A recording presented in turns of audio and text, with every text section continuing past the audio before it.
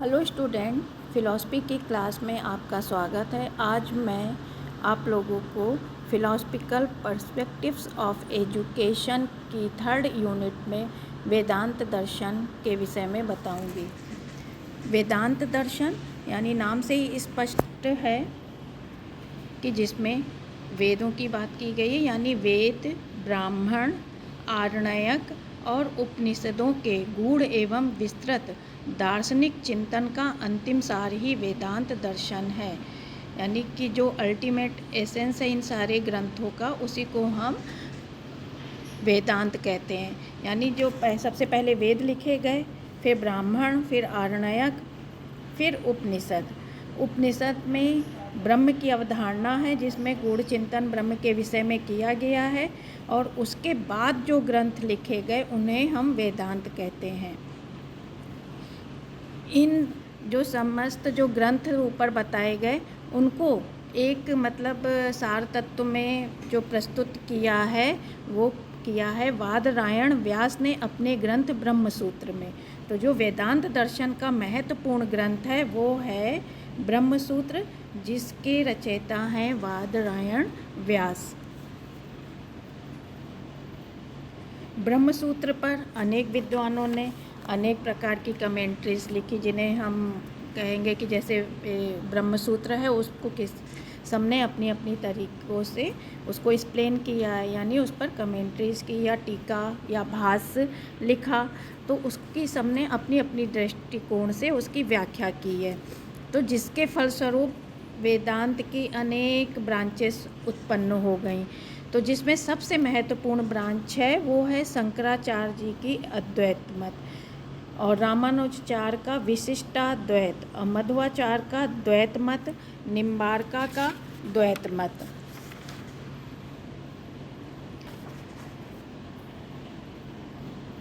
इसमें शंकराचार्य जी का अद्वैत दर्शन सबसे महत्वपूर्ण है, जो ज्ञान की उच्चतम सीमा है, और सबसे अच्छा चिंतन जिसमें किया गया है वो अद्वैत दर्शन में ही किया गया है। अब अद्वैत दर्शन को ही वेदांत दर्शन को ही अद्वैत दर्शन भी कहते हैं, क्योंकि कभी कभी क्वेश्चन वेदांत ना करके अद्वैत लिख के आ जाता है, तो दोनों का मतलब एक ही होगा। तो थोड़ा सा इनका जीवन परिचय देख लेते हैं। शंकराचार्य जी का जन्म केरल के नंबूदरी ब्राह्मण कुल में 788 यानी 788 ईस्वी में काल्दी नामक गांव में हुआ था। 7 वर्ष की आयु में इन्होंने वेदों का ज्ञान प्राप्त कर लिया था, और 8 वर्ष की आयु में इन्होंने संन्यास धारण कर लिया था। इनके गुरु का नाम गोविंदपाद तथा गौड़पाद था, और 12 वर्ष की आयु में इन्होंने ब्रह्मसूत्र, उपनिषद, गीता आदि पर टीकाएँ लिखी थी, और 32 ईयर्स की एज में इनको निर्वाण की प्राप्ति हुई, यानी 820 ईस्वी में। अब है वेदांत का अर्थ। जैसे पहले बताया, इसकी लिटरल मीनिंग क्या है। इसकी जो लिटरल मीनिंग है वो है वेदांत मतलब वेदों का अंतिम भाग, यानी लास्ट पार्ट ऑफ द वेदा, है ना।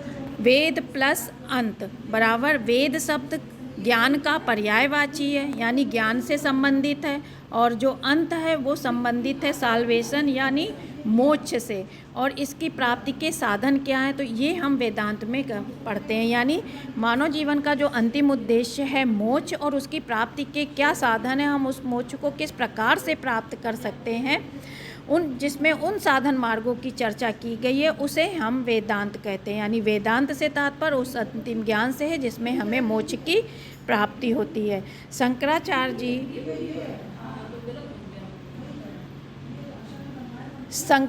जी द्वारा अद्वैत वेदांत सबसे महत्वपूर्ण वेदांत है, और इस अद्वैत की मीनिंग है यानी जिसके दो भाग न किए जा सके, अर्थात अद्वैत यानी आ प्लस द्वैत, यानी जिसके दो भाग नहीं किए जा सकते, अर्थात जीव तथा ब्रह्म दो नहीं है, एक है।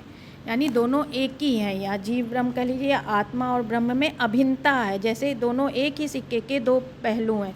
आत्मा और ब्रह्म एक ही सिक्के के दोनों पहलू, दोनों में कोई भिन्नता नहीं है। यानी जो क्वालिटीज़ या गुण ब्रह्म में पाए जाते हैं वही विशेषताएं आत्मा में पाई जाती हैं।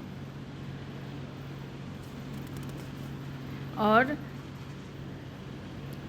वेदांत दर्शन की तत्व मीमांसा,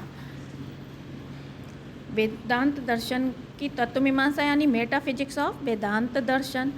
तो ब्रह्मांड के मूल में केवल ब्रह्म की ही सत्ता है। ब्रह्म को एक अल्टीमेट रियलिटी माना गया है। इस सृष्टि में या इस यूनिवर्स में ब्रह्म के अलावा कुछ भी सत्य नहीं है। ब्रह्म सेपलेस है, निर्गुण है, अल्टीमेट रियलिटी है, अनंत है, जड़ चेतन सब में उसी के तत्व विद्यमान है। यानी सारी सृष्टि ही ब्रह्ममय है। ब्रह्म छोड़ के इस संसार में कुछ भी नहीं, तभी ये अद्वैत मत है। यानी जड़ में भी ब्रह्म, चेतन में भी ब्रह्म, सब में ब्रह्म है। सारी सृष्टि उसी ब्रह्म से निर्मित है। ब्रह्म ही इस ब्रह्मांड का कर्ता एवं उपादान कारण है, यानी creator and causes of the universe ब्रह्म ही है। उपादान मतलब जिसमें कारण के गुण कार्य में पाए जाते हैं। जैसे ब्रह्म के गुण जगत में पाए जाते हैं। जो इस संसार को उत्पन्न करने वाला है और नाश करने वाला है वही ब्रह्म है। उसी से इस संसार का निर्माण हो रहा है, और जो भी चेंजेस हो रहे हैं, दृश्य वो भी सब ब्रह्म से ही हो रहे हैं। और जो भी डिस्ट्रॉय हो रही है, यानी जो भी चीज़ नाश हो रही है, परिवर्तित हो रही है, वो सब ब्रह्म से ही हो रही है। यानी कारण उसका क्या है? ब्रह्म ही है। तो जैसे मतलब यहाँ पे हम कह सकते हैं कि जैसे घड़े का या धागे का, है ना, घड़े में और धागे का कपड़ा, ये उपादान कारण है। यानी मिट्टी घड़े का और धागा कपड़े का, तो इसको हम उपादान कारण कह सकते हैं, क्योंकि उसी से विभिन्न रूप धारण हो रहे हैं। तो जब ब्रह्म से ये विभिन्न रूप धारण हो रहे हैं तो इस सृष्टि का उपादान कारण ब्रह्म ही है। क्योंकि जिस चीज़ से सृष्टि का मतलब उत्पत्ति हो रही है तो उसमें उसी के अंश विद्यमान है। यानी ब्रह्म से इस सृष्टि की उत्पत्ति हो रही है तो इस सृष्टि में ब्रह्म ही विद्यमान है, क्योंकि उसमें जिस चीज़ से जिस चीज़ की उत्पत्ति हो रही है उसमें उसका अंश है। तो इसलिए ये उपादान कारण है। जगत के कर्ता के रूप में ब्रह्म साकार ब्रह्म मतलब ईश्वर के नाम से विभूषित होता है, जो अपनी माया शक्ति के द्वारा इस संसार का निर्माण करता है, तो हम उसे ईश्वर के नाम से जानते हैं। ब्रह्म ही इस ब्रह्मांड का ब्रह्म माया शक्ति के द्वारा इस विश्व का निर्माण कर रहा है। तो उसको जो माया शक्ति है ब्रह्म की, उसको हम किस नाम से जानेंगे? ईश्वर के नाम से जानेंगे। यानी कि ब्रह्म निष्क्रिय है, ईश्वर सक्रिय है। यानी वो अपनी शक्ति के द्वारा इस संसार का निर्माण कर रहा है, और जो वो शक्ति है उसको हम ईश्वर के नाम से जानते हैं।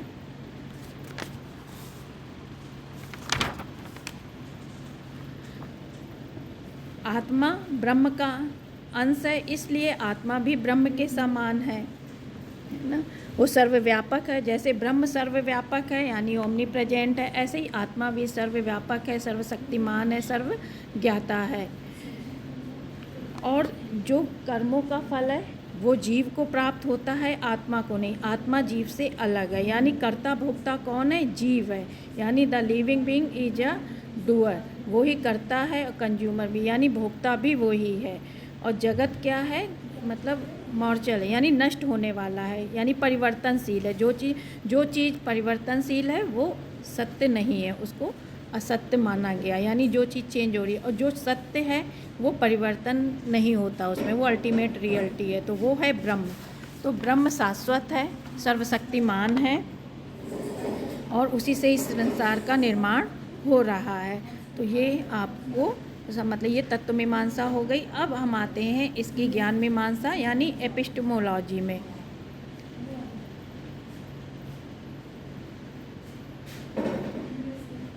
एपिस्टेमोलॉजी जैसे एपिस्टेमोलॉजी यानी ज्ञान मीमांसा में इस बात का अध्ययन करते हैं कि ज्ञान किस प्रकार का, ज्ञान की क्या सीमा है, कौन सा ज्ञान हमें प्राप्त करना चाहिए, कौन सा ज्ञान नहीं प्राप्त करना चाहिए। तो उस आधार पर ये सारी ज्ञान मीमांसा में हम इन चीज़ों का अध्ययन करते हैं। तो शंकराचार्य जी ने जो तत्व मीमांसा में बताया, जैसे ब्रह्म के बारे में बताया, पारमार्थिक सत्य के बारे में बताया कि ब्रह्म को ही सत्य माना, यानी स्पिरिचुअल जो चीज़ें उनको सत्य माना है, और जो फिजिकल है यानी जो इस संसार से संबंधित है उनको असत्य माना है। तो जो इस संसार से संबंधित ज्ञान है वो ज्ञान है अपरा ज्ञान। तो मतलब दो भागों में बांटा है शंकराचार्य जी ने ज्ञान को, यानी अपरा ज्ञान और परा ज्ञान। तो जो अपरा ज्ञान है वो इस संसार से संबंधित ज्ञान है जिसकी व्यवहारिक सत्ता है, और जो परा ज्ञान है वो है स्पिरिचुअल नॉलेज जिसकी आध्यात्मिक सत्ता है, उसे हम आध्यात्मिक ज्ञान भी कहते हैं। यानी वर्ल्डली नॉलेज और स्पिरिचुअल नॉलेज। आध्यात्मिक ज्ञान को शंकराचार्य जी ने माना है कि ये सत्य ज्ञान है, और ये ज्ञान हमें वेद, ब्राह्मण, आरण्यक, उपनिषद एवं गीता आदि से प्राप्त होता है, जो मनुष्य को मोक्ष मार्ग की ओर ले जाता है। इस ज्ञान को प्राप्त करने से ही मनुष्य मुक्ति को प्राप्त कर सकता है, यानी साल्वेशन को प्राप्त कर सकता है। दोनों प्रकार के ज्ञान के लिए इन्होंने श्रवण, मनन, निध्यासन बताया है।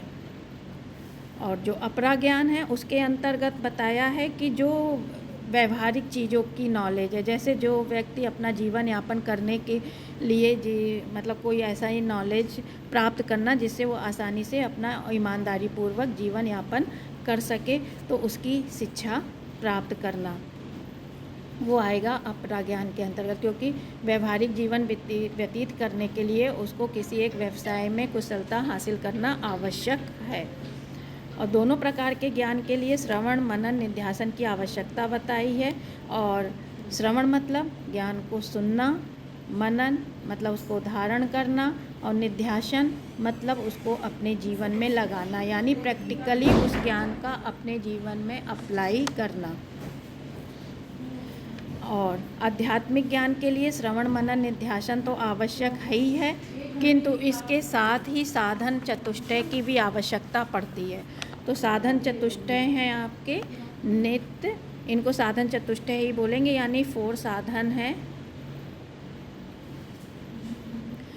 तो पहला है नित्य अनित्य वस्तु विवेक, यानी wisdom to distinguish between eternal and non eternal.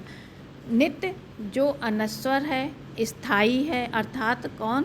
आत्मा, परमात्मा, या जिसे हम ब्रह्म कहेंगे, ये नित्य है, यानी कभी नष्ट नहीं होता, परमानेंट है, अल्टीमेट रियलिटी है।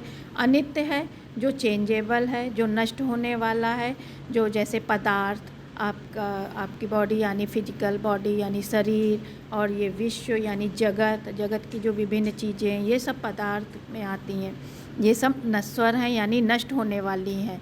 तो नित्य अनित्य वस्तु विवेक में इस प्रकार का ज्ञान प्रदान करना शिष्य को कि जिससे वो नित्य अनित्य वस्तुओं में भेद कर सके, यानी विजडम उसका जागृत करना, यानी विवेक जागृत करना, कि वो इन चीज़ों में भेद कर सके कि क्या सत्य है क्या असत्य है, तो इनकी भिन्नता को पहचान सके और ब्रह्म और आत्मा की अभिन्नता को समझ सके।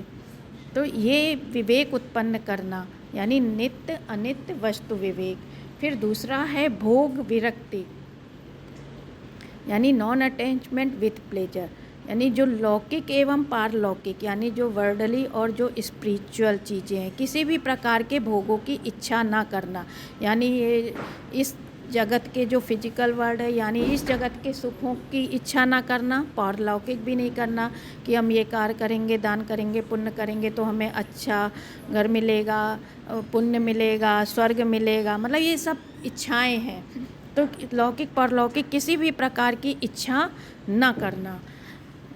फिर है सम दम आदि संयम, यानी कंट्रोल ओवर द सेंसेस, यानी सम माने मन का संयम, यानी जो हमारा मन है उस पर कंट्रोल रखना, यानी मन को अपने कंट्रोल में रखना, अपने मन को चलाना, ना कि मन के अनुसार चलना।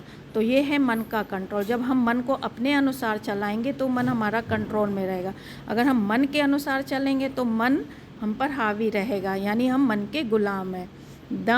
दम मतलब इंद्रियों पर नियंत्रण, यानी जो हमारी 5 इंद्रियां हैं यानी 5 सेंस ऑर्गन्स हैं, उन पे हमारा कंट्रोल होना चाहिए, वो हमारे अनुसार चलनी चाहिए। जैसे मन पे बात लागू होती है, वैसे हमारी 5 इंद्रियों पर भी बात लागू होती है कि उन्हें हमें अपने अनुसार चलाना है, ना कि इंद्रियों के अनुसार चलना है। तो ये हो गया सम दम, यानी मन पे नियंत्रण और अपनी इंद्रियों पर नियंत्रण।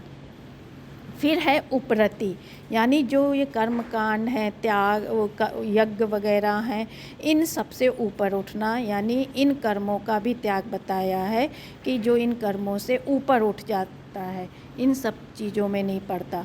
यानी कि ये ब्रह्म ज्ञान है, यानी वेदांत दर्शन है, ये कर्म कांड रहित है, तो इसमें इन सब चीज़ों को महत्व नहीं दिया गया है। तो इन सब चीज़ों से ऊपर उठना, यानी ब्रह्म का नॉलेज मतलब प्राप्त करना, लेकिन कर्मकांडों में नहीं फंसना।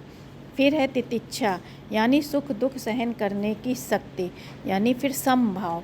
तितिक्षा का मतलब है समभाव। कोई भी सिचुएशन आए, चाहे सुख आए चाहे दुख आए, कोई भी सिचुएशन है, तो हम उसमें सम है, बैलेंस लाइफ, यानी हमारा जीवन डगमग या अप डाउन्स में बैलेंस में रहता है, कोई हमारे ऊपर उसका प्रभाव नहीं पड़ता, माने हम सुख दुख, मान अपमान, कीर्ति अपकीर्ति से प्रभावित नहीं हो रहे हैं। तो वो है तितिक्षा, यानी समभाव में है। फिर है समाधान। समाधान का अर्थ है ज्ञान के साधनों में मन को लगाना, यानी जो ज्ञान के साधन हैं उनका ध्यान करना, उसमें अपने मन को लगाना। फिर है श्रद्धा, ज्ञान तथा गुरुओं के प्रति श्रद्धा। जब हमारा ज्ञान मतलब जिससे हम ज्ञान प्राप्त कर रहे हैं उनके प्रति जब हमारी अटूट श्रद्धा होगी, तभी हम उस ज्ञान को धारण भी कर पाएंगे और अपने जीवन में लगा भी पाएंगे। तो ये हो गया सम दमादि संयम का। फिर है ममुच्छकत्व, यानी डिटर्मिनेशन फॉर इमेंसिपेशन, यानी मोक्ष प्राप्त करने के लिए दृढ़ संकल्प होना, यानी इतनी इच्छा शक्ति आपकी स्ट्रांग हो, इतना दृढ़ पावर हो आपके अंदर कि आप कुछ भी हो जाए, आपके अंदर ये दृढ़ संकल्प हो कि हम मोक्ष को प्राप्त करके ही रहेंगे, इस तरीके का दृढ़ संकल्प करना। फिर है वेदांत दर्शन की आचार मीमांसा, एक्सियोलॉजी ऑफ वेदांत दर्शन। शंकराचार्य जी ने या वेदांत में मनुष्य जीवन का अंतिम उद्देश्य मोक्ष की प्राप्ति बताया गया है।